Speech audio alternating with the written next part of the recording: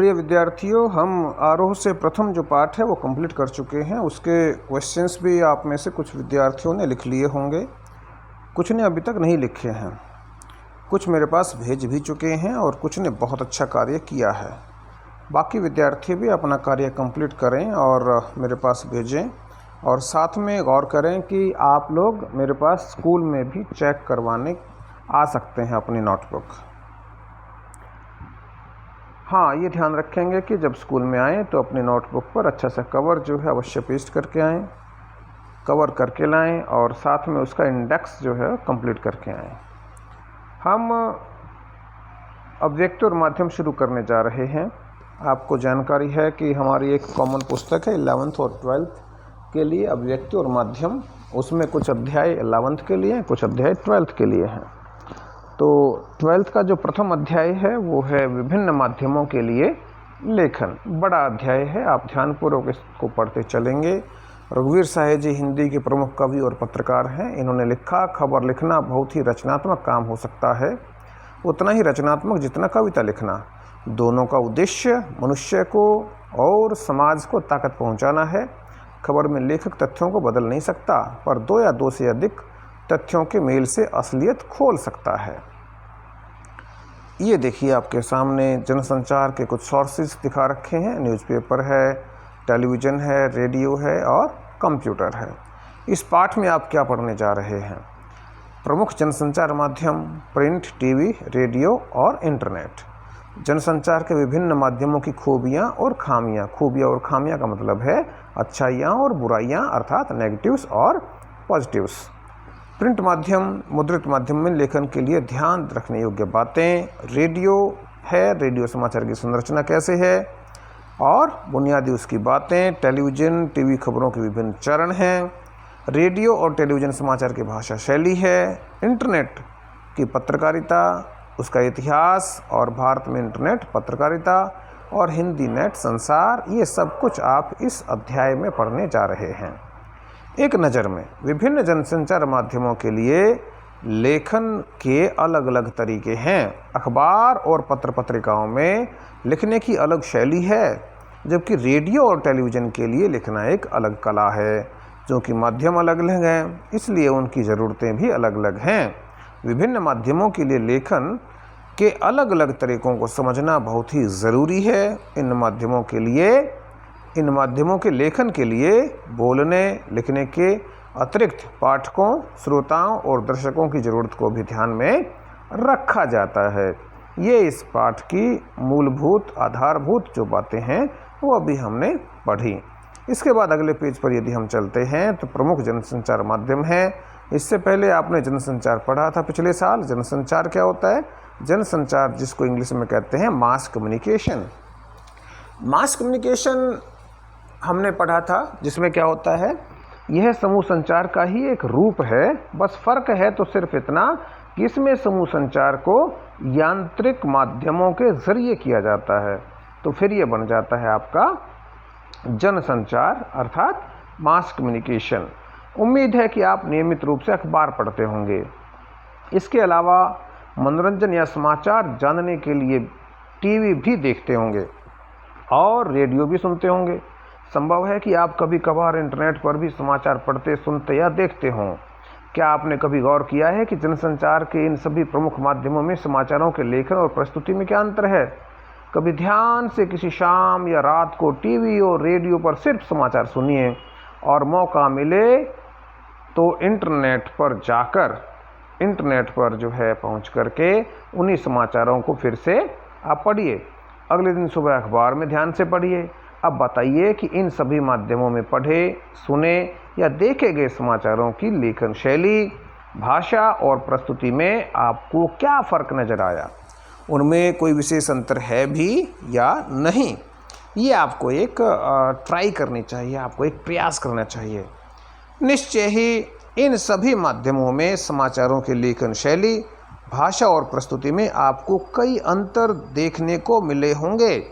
सबसे सहज और आसानी से नज़र आने वाला अंतर तो यही दिखाई देता है कि जहां अखबार पढ़ने के लिए है, वहीं रेडियो सुनने के लिए है।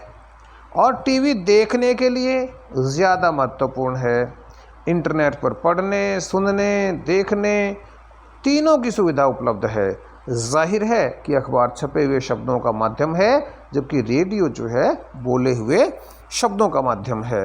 इसके साथ ही आप ये बात भी आप ध्यान रखें बेटा कि मान लिया ये इसका माध्यम है, तो आपको ये भी ध्यान रखना पड़ेगा कि जो अखबार है वो प्रिंट मीडिया है, ठीक है। अखबार प्रिंट मीडिया है, रेडियो जो है वो ऑडियो है, ऑडियो जिसको हम केवल सुन सकते हैं, जिसमें केवल आवाज़ होती है। और टेलीविज़न जो है वो आपका ऑडियो विजुअल है, ऑडियो विजुअल, ऑडियो अर्थात सुनना और विजुअल जो है अर्थात दृश्य, हम उसके ऊपर दृश्य भी देख सकते हैं। जनसंचार के विभिन्न माध्यमों के बीच फ़र्क को समझने के लिए सभी माध्यमों के लेखन की बारीकियों को समझना जरूरी है। लेकिन इन माध्यमों के बीच के फ़र्क को आप तभी समझ सकते हैं जब आप हर माध्यम की विशेषताओं, उसकी खूबियों और खामियों से परिचित हों। हर माध्यम की अपनी कुछ खूबियां हैं, कुछ उसके पॉजिटिव हैं, कुछ उसकी खामियां हैं, उसकी कमियां हैं। खबर लिखने के समय हमें इनका पूरा ध्यान रखना पड़ता है और इन माध्यमों की ज़रूरत को समझना पड़ता है।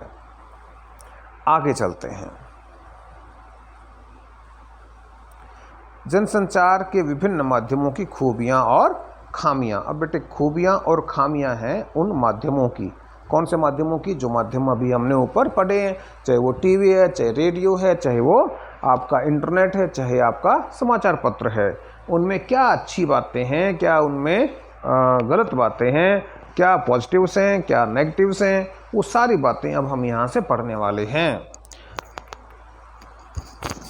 जनसंचार के विभिन्न माध्यमों से आपको रोज़ कम या ज़्यादा सामना ज़रूर पड़ता होगा, साबिका ज़रूर पड़ता होगा, ज़रूर जो है आप उनसे मिलते होंगे कहीं ना कहीं। अगर आपसे पूछा जाए कि आप इन सभी माध्यमों में सबसे अधिक किसे पसंद करते हैं और क्यों, तो आपका जवाब क्या होगा? शायद आप थोड़ा सोच में पड़ जाएं। आपका उत्तर चाहे जो हो, इतना तय है कि इस सवाल का कोई एक निश्चित जवाब नहीं है। राम कुछ जवाब देगा तो श्याम कुछ जवाब दे सकता है, स्वीटी कुछ जवाब दे सकती है, तो दूसरा कोई बंदा जो है वो कुछ और अपनी पसंद बता सकता है। संभव है आपको टीवी ज़्यादा पसंद हो। टीवी इसलिए पसंद हो क्योंकि उसके अंदर ऑडियो भी है और उसके अंदर विजुअल भी है, दोनों है उसके अंदर। और आपके दोस्त को हो सकता है रेडियो पसंद हो, चलो भाई जेब में डालो और कहीं भी उसको सुन लो। आपका दोस्त रेडियो अपने पढ़ने के कमरे में फुर्सत से या कुछ और काम करते हुए भी उसको सुन सकता है, उसका वो प्रयोग कर सकता है। परंतु टेलीविज़न जो है वो इस प्रकार से हो सकता है काम ना आता हो। इसी तरह आपके किसी और साथी को पढ़ना बहुत पसंद हो तो उसके फुर्सत के क्षण, फुर्सत के जो उसके पल हैं अखबार पत्रिकाओं के साथ गुजरते हों, जबकि आपका कोई अन्य दोस्त हो सकता है इंटरनेट पर चैटिंग करते या कुछ और पढ़ते देखते हुए उसी से चिपके रहना पसंद करता हो। ये भी जो है पॉसिबल है, ये भी हो सकता है। जाहिर है सबकी अपनी अपनी पसंद है, लेकिन सबकी पसंद के पीछे कुछ कारण जरूर हैं। आप या आपके अन्य दोस्त अलग अलग जनसंचार माध्यमों को इसलिए अधिक पसंद करते हैं क्योंकि उनकी विशेषताएं या खूबियां आपकी या आपके अन्य दोस्तों के मिजाज, रुचियों, ज़रूरतों और पहुंच के अनुकूल हैं। स्पष्ट है कि हम सब अपनी अपनी रुचियों, ज़रूरतों और स्वभाव के मुताबिक माध्यम चुनते हैं और उनका इस्तेमाल करते हैं। इसका अर्थ यह भी है कि हर माध्यम की अपनी कुछ विशेषताएं या खूबियां हैं और कुछ उनकी खामियां हैं, जिसके कारण कोई माध्यम विशेष किसी को अधिक पसंद आता है और किसी को वो माध्यम विशेष कम पसंद आता है। लेकिन इसका यह अर्थ कतई नहीं है, बिल्कुल नहीं है कि जनसंचार का कोई एक माध्यम सबसे अच्छा या बेहतर है या कोई एक दूसरे से कमतर है, उससे कम है। सबकी अपनी अपनी खूबियां हैं, अपनी अपनी उसकी खामियां हैं। जैसे इंद्रधनुष जो है, जैसे बेटा इंद्रधनुष आपको पता है कि अनेक रंगों के संगम से मिलकर के बनता है। छठा अलग अलग रंगों से एक साथ आने से बनती है। वैसे ही जनसंचार के विभिन्न माध्यमों की असली शक्ति उनके परस्परक पूरक होने में है, कंप्लीट होने में है। जनसंचार के विभिन्न माध्यमों के बीच फर्क चाहे जितना हो, लेकिन वे आपस में प्रतिद्वंद्वी नहीं बल्कि एक दूसरे के पूरक और सहयोगी हैं। कहने की ज़रूरत नहीं कि अखबार में समाचार पढ़ने और रुक कर उस पर सोचने में एक तरह की अलग ही संतुष्टि मिलती है। भाई उसको पढ़ते हैं, उसके ऊपर जो है विचार मंथन करते हैं, रुक करके उसके बारे में सोचते हैं, क्योंकि वो तो आपके पास स्थायी है ना, वो आपके पास से जाने वाला नहीं है। रेडियो में आप सुनते हैं तो वो सुनते सुनते ध्यान से सुनना पड़ता है, दोबारा तो उसको आप यूँ कह नहीं सकते दोबारा सुना भाई, वो तो चला गया। ऐसे टेलीविज़न के ऊपर है। जबकि टीवी पर घटनाओं की तस्वीरें देखकर उसकी जीवंतता का एहसास होता है। वो तस्वीर देख ली हमने तो और ज़्यादा जो है वो ऑथेंटिक हो गई, और ज़्यादा प्रमाणित हो गई वो न्यूज़। इस तरह का रोमांच अखबार या इंटरनेट पर नहीं मिल सकता। इसी तरह रेडियो पर खबरें सुनते हुए आप जितना उन्मुक्त होते हैं, जितना आप जो है ओपन हार्टेड होते हैं, उतना किसी और माध्यम में संभव नहीं है। उधर इंटरनेट अंतरक्रियात्मक इंटरएक्टिविटी और सूचनाओं के विशाल भंडार का अद्भुत माध्यम है। बस एक बटन दबाइए और सूचनाओं के अथाह संसार में पहुंच जाइए। जिस भी विषय पर आप जानना चाहें, इंटरनेट के जरिए वहां आप पहुंच सकते हैं, आप उसकी जानकारी ले सकते हैं। कहा भी जाता है कि इंटरनेट ने संसार को एक छोटा सा गांव बना दिया है। जैसे गांव में आपस में लोग कनेक्ट होते हैं, उसी प्रकार से पूरा संसार, पूरा वर्ल्ड भी जो है वो आपस में कनेक्ट हो गया है। ये सभी माध्यम हमारी अलग अलग ज़रूरतों को पूरा करते हैं और इन सभी की हमारे दैनिक जीवन में कुछ न कुछ उपयोगिता है। यही कारण है कि अलग अलग माध्यम होने के बावजूद इनमें से कोई समाप्त नहीं हुआ और इन सभी माध्यमों का लगातार विस्तार और विकास हो रहा है। आइए अब इन सभी माध्यमों की अलग अलग खूबियों और खामियों को समझने की हम कोशिश करें। तो इनकी खूबियां और खामियां जो हैं वो हम समझने की कोशिश करें। ध्यान रखें बेटे, आप समझ सकते हैं कि अखबार, भले ही टीवी आ गया, टीवी के ऊपर भले ही 24 घंटे न्यूज़ चल गए, भले ही रेडियो है और रेडियो के ऊपर भी बार बार समाचार आते हैं, भले ही इंटरनेट है, परंतु आज के इस भागदौड़ के ज़माने में भी अखबार अभी तक जीवित है।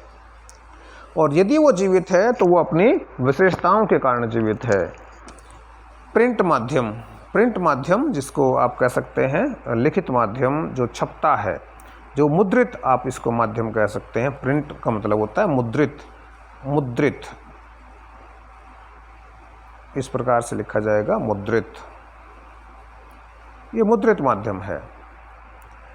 तो प्रिंट यानी मुद्रित माध्यम जनसंचार के आधुनिक माध्यमों में सबसे पुराना है। प्रश्न कोई आपसे 1 नंबर का पूछ सकता है कि जनसंचार के माध्यमों में सबसे अधिक पुराना कौन सा माध्यम है, तो आप कहेंगे सबसे अधिक पुराना जो है वो आपका प्रिंट माध्यम है। असल में आधुनिक युग की शुरुआत ही मुद्रण यानी छपाई के आविष्कार से हुई है। प्रश्न आपसे फिर पूछ सकते हैं कि आधुनिक युग की शुरुआत किससे हुई है, तो आप कहेंगे छपाई या मुद्रण के आविष्कार से हुई है। हालांकि मुद्रण की शुरुआत चीन से हुई। अब आपसे फिर एक प्रश्न बन जाता है, मुद्रण की शुरुआत किससे हुई, कौन से देश से हुई, आप कहेंगे चीन से हुई। लेकिन आज हम जिस छापेखाने को देखते हैं, इसके आविष्कार का श्रेय जर्मनी के गुटेनबर्ग को जाता है। आपसे प्रश्न फिर पूछ सकते हैं कि छापेखाने का जो आविष्कार है वो किसने किया, तो आप कहेंगे गुटेनबर्ग ने किया। गुटेनबर्ग किस देश का वासी था, तो आप कहेंगे वो जर्मनी देश का वासी था।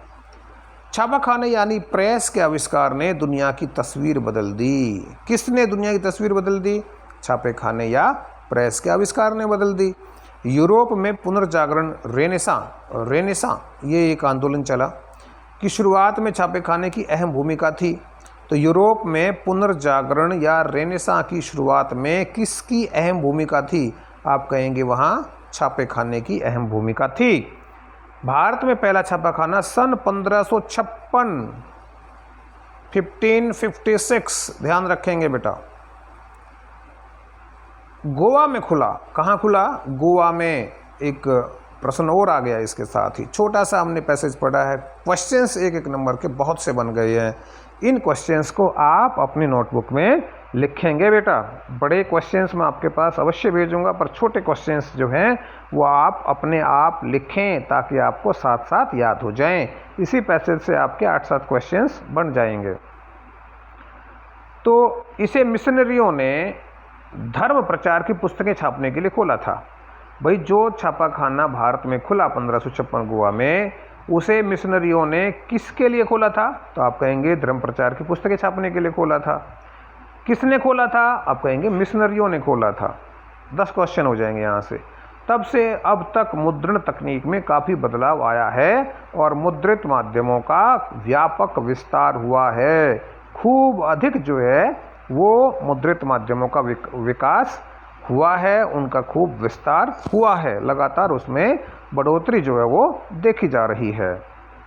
आगे बढ़ते हैं बेटा। ये देखिए, आप चित्र देखिए बड़े ध्यान से। ये लेखन से छापे खाने तक कि जो लेखन होता है और उसको फिर अखबार में छापा जाता है। कई उसमें पूरी एक चेन होती है। कुछ लोग पत्रकार होते हैं, कुछ लोग संपादक होते हैं, कुछ उप संपादक होते हैं, कुछ सह संपादक होते हैं। खबरें आती हैं, उनमें काट छाट करके जो है उनको छपने लायक बना करके और छाप दिया जाता है मशीनों के द्वारा। आगे बढ़ते हैं। मुद्रित माध्यमों के तहत प्रश्न फिर आ गया बेटा। मुद्रित माध्यमों के तहत क्या आता है? अखबार आते हैं, पत्रिकाएं आती हैं, पुस्तकें आती हैं। हमारे दैनिक जीवन में इनका कितना महत्व है यह दोहराने की ज़रूरत नहीं है, अर्थात इस महत्व को हम सभी समझते हैं। मुद्रित माध्यमों की सबसे बड़ी विशेषता या शक्ति यह है कि छपे हुए शब्दों में स्थायित्व होता है। प्रश्न फिर यहाँ से बनेगा। क्या प्रश्न बनेगा? मुद्रित माध्यमों की सबसे बड़ी विशेषता क्या है? सबसे बड़ी विशेषता या सबसे बड़ी शक्ति क्या है? तो आप कहेंगे कि छपे हुए शब्दों में अर्थात प्रिंटेड शब्दों में स्थायित्व होता है, परमानेंसी होती है, वो स्थायी हैं, वो आपके पास जो हैं संभाल कर रखे जा सकते हैं। उसे आप आराम से और धीरे धीरे पढ़ सकते हैं, ये इसका पॉजिटिव है। पढ़ते हुए उस पर सोच सकते हैं, विचार कर सकते हैं। अगर कोई बात समझ में नहीं आई तो उसे दोबारा या जितनी बार इच्छा करे हम उसको बार बार पढ़ सकते हैं।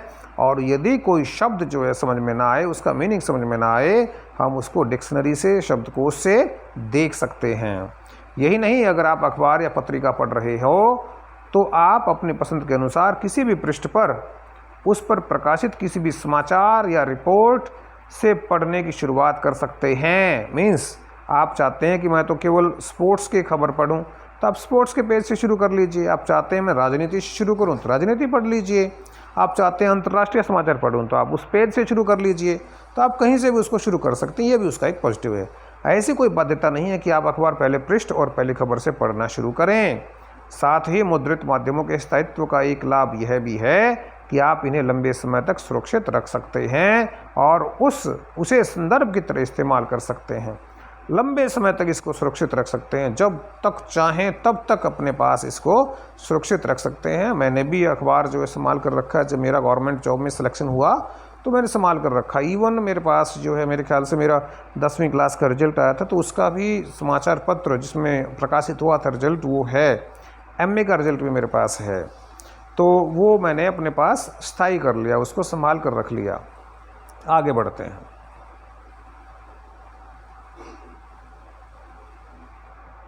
मुद्रित माध्यमों की दूसरी बड़ी विशेषता क्या है कि यह लिखित भाषा का विस्तार है। जाहिर है कि इसमें लिखित भाषा की सभी विशेषताएं शामिल हैं। लिखित और मौखिक भाषा में सबसे बड़ा अंतर यह है कि लिखित भाषा अनुशासन की मांग करती है। लिखित भाषा अनुशासन की मांग करते, डिसिप्लिन की मांग करते। अनुशासन का मतलब है उसमें स्पेलिंग्स भी ध्यान से देखी जाएंगी, राइटिंग का भी उसमें विशेष जो है महत्व रहता है। बोलने में एक स्वतः स्फूर्तता होती है, लेकिन लिखने में आपको भाषा, व्याकरण, वर्तनी, आई ना बात वही। भाषा है, व्याकरण है, वर्तनी है।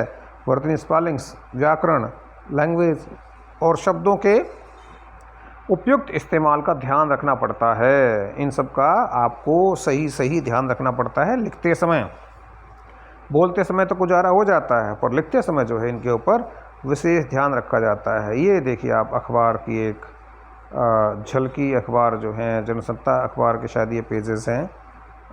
आगे बढ़ते हैं, आगे बढ़े। कुछ वर्तमान समाचार पत्रों का एक कोलाज, एक जो है उनका आप दृश्य देखिए। आगे चलते हैं। यही नहीं, अगर लिखे हुए को प्रकाशित होना है यानी काफ़ी लोगों तक पहुंचना है तो आपको एक प्रचलित भाषा में लिखना पड़ता है ताकि उसे अधिक से अधिक लोग समझ पाएँ। प्रचलित का मतलब है जो प्रचलन में है। जैसे आपने पिछली क्लास में कबीरदास जी को पढ़ा, मैंने कहा कि उन्होंने जन भाषा का प्रयोग किया, तो ये प्रचलित भाषा कहिए या उसको जन भाषा कहिए। मुद्रित माध्यमों की तीसरी विशेषता यह है कि चिंतन और विचार और विश्लेषण का माध्यम है। इस माध्यम से में आप गंभीर और गूढ़ बातें लिख सकते हैं, क्योंकि पाठक के पास न सिर्फ उसे पढ़ने, समझने और सोचने का समय होता है बल्कि उसकी योग्यता भी होती है। असल में मुद्रित माध्यमों का पाठक वही हो सकता है जो साक्षर हो और जिसने औपचारिक या अनौपचारिक शिक्षा जो है वो ग्रहण की हो और उसके ज़रिए एक विशेष स्तर की योग्यता भी हासिल की हो। ये इसका नेगेटिव भी है और पॉजिटिव भी है। नेगेटिव क्यों है भाई? इसका मतलब तो ये हुआ कि जो प्रिंटेड मटेरियल है, जो मुद्रित माध्यम है, वो केवल साक्षरों के लिए है। अनपढ़ लोग तो उसमें जीरो हो गए बेटा, कि अनपढ़ तो उसको ना पढ़ ही नहीं सकते। वो तो फिर कहेगा कि भाई चल छोटू पढ़, मुझे सुना इसमें क्या क्या खबर प्रकाशित हुई है। लेकिन मुद्रित माध्यमों की यही कमजोरी या सीमा भी है। निरक्षरों के लिए मुद्रित माध्यम किसी काम का नहीं है। आपसे प्रश्न पूछा जाएगा इसकी सबसे बड़ी कमी क्या है, क्या है, तो आप कहेंगे निरक्षरों के लिए या अनपढ़ों के लिए काम का नहीं है। साथ ही मुद्रित माध्यमों के लिए लेखन करने वालों को अपने पाठकों के भाषा ज्ञान के साथ साथ उनके शैक्षिक ज्ञान और योग्यता का भी विशेष ध्यान रखना पड़ता है। क्यों? क्योंकि जो पाठक हैं वो तो भाई पंचमेल है। कोई थोड़ा पढ़ा लिखा है, कोई ज़्यादा पढ़ा लिखा है, कोई मैट्रिक है, कोई 5th पास है, कोई BA है, कोई पोस्ट ग्रेजुएट है, कोई जो है कितना ज़्यादा पढ़ा लिखा है, तो अलग अलग है। तो इस प्रकार से क्या करना पड़ता है, उनको एक सामंजस्य, एक तालमेल जो है वो बना करके चलना पड़ता है। इसके अलावा उन्हें पाठकों की रुचियों और ज़रूरतों का भी पूरा ध्यान रखना पड़ता है। जैसा पाठक चाहता है वैसा ही उनको प्रकाशित करना पड़ता है। मुद्रित माध्यमों की और सीमा यह है कि रेडियो, TV, इंटरनेट की तरह तुरंत घटी घटनाओं को संचालित नहीं कर सकते। ये एक और कमी आ गई। वे एक निश्चित अवधि पर प्रकाशित होते हैं। जैसे अखबार 24 घंटे में एक बार या साप्ताहिक पत्रिका सप्ताह में एक बार प्रकाशित होती है। अखबार या समाचारों में रिपोर्ट को प्रकाशन के लिए स्वीकार करने की एक निश्चित समय सीमा होती है। ये बहुत महत्वपूर्ण क्वेश्चन है बेटा, इसे डेडलाइन कहते हैं। एक निश्चित समय सीमा होती है जिसे डेडलाइन कहते हैं, डेडलाइन कहा जाता है। कुछ अपवादों को छोड़कर समय सीमा समाप्त होने के बाद कोई सामग्री प्रकाशन के लिए स्वीकार नहीं की जा सकती। इसलिए मुद्रित माध्यमों के लेखकों और पत्रकारों को प्रकाशन की समय सीमा का पूरा ध्यान रखना पड़ता है। क्यों? क्योंकि जैसे मैं अभी थोड़ी देर पहले बता रहा था कि जो समाचार पत्र के पत्रकार हैं वो फील्ड में होते हैं, वहाँ से खबरें लाते हैं और संपादक, सह संपादक और उप संपादक होते हैं, वो उसमें काट छाट करते हैं, फिर वो उसको टाइप करके जो है आगे बढ़ाते हैं और वो सारा सेटिंग अखबार में होनी है, अखबार में वो छपना है। तो TV पर तो किसी भी टाइम आ जाएगा, परंतु अखबार में ये थोड़ा, अखबार में तो भाई उसी हिसाब से जो है वो एक टाइम निश्चित होता है, 10 बजे, 11 बजे रात के, 12 बजे रात के, कुछ इस तरह का होता है। हाँ, कोई बहुत ज़्यादा, जैसे मान कोई मैच चल रहा है तो उसके लिए लास्ट में थोड़ा बहुत जो है स्पेस वो रख लेते हैं, चलो इमरजेंसी में जो है वो उसको सेट कर देंगे। बाकी अखबार वो लगभग 10 बजे तक रात के सेट कर लेते हैं, तो वो उनकी एक डेडलाइन होती है। ओके, आगे चलते हैं। इसी तरह मुद्रित माध्यमों में लेखक को जगह का भी पूरा ध्यान रखना चाहिए। जैसे किसी अखबार या पत्रिका के संपादक ने अगर आपको 250 शब्दों में रिपोर्ट या फीचर लिखने के लिए कहा हो तो आपको उस शब्द सीमा का ध्यान रखना पड़ेगा। इसकी वजह यह है कि अखबार या पत्रिका में असीमित जगह नहीं होती है। साथ ही उन्हें विभिन्न विषयों और मुद्दों पर सामग्री प्रकाशित करनी होती है। महत्व और जगह की उपलब्धता के अनुसार वे निश्चित करते हैं कि किसे कितनी जगह मिलेगी। बिल्कुल निश्चित होता है किसे कितनी जगह मिलने वाली है, क्योंकि आपने देखा होगा छोटी छोटी जगह भी सेट की हुई होती हैं। मुद्रित माध्यम के लेखक या पत्रकार को इस बात का भी ध्यान रखना पड़ता है कि छपने से पहले आलेख में मौजूद सभी गलतियों और अशुद्धियों को दूर कर दिया जाए, क्योंकि एक बार प्रकाशन के बाद वह गलती, अशुद्धि वहीं चिपकी जाएगी। तो पहले ही उसको ध्यान रखना पड़ता है। उसे सुधारने के लिए अखबार या पत्रिका के अगले अंक का इंतजार करना पड़ेगा। यही कारण है कि अखबार या पत्रिका में यथासंभव कोशिश की जाती है कि कोई गलती या अशुद्धि न छप जाए।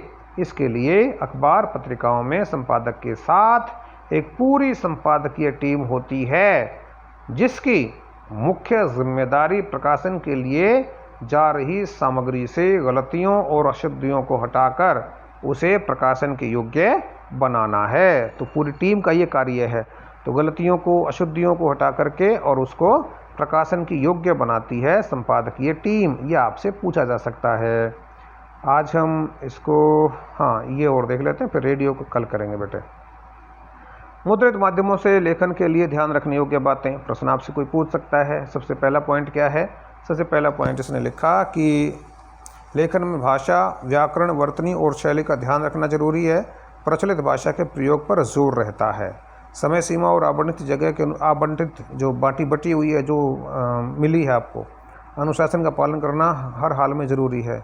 लेखन और प्रकाशन के बीच गलतियों और अशुद्धियों को ठीक करना बहुत ज़रूरी होता है। लेखन में सहज प्रवाह के लिए तारतम्यता बनाए रखनी ज़रूरी होती है। तो कल हम बात करेंगे रेडियो की, परंतु आप लोग अपना कार्य जो लिखने का कार्य है वो आप अपना कंप्लीट करें। कंप्लीट करके जो है मेरे पास उसकी जो है PDF बना करके भेजें, और जब चाहें तभी आप स्कूल में आएँ। स्कूल का टाइम सुबह 8:30 से 12:30 बजे तक का है। कोशिश करें 10 से और 11 बजे के बीच में ना आएँ, क्योंकि उस दौरान मुझे 10वीं क्लास की लाइव क्लास लेनी होती है।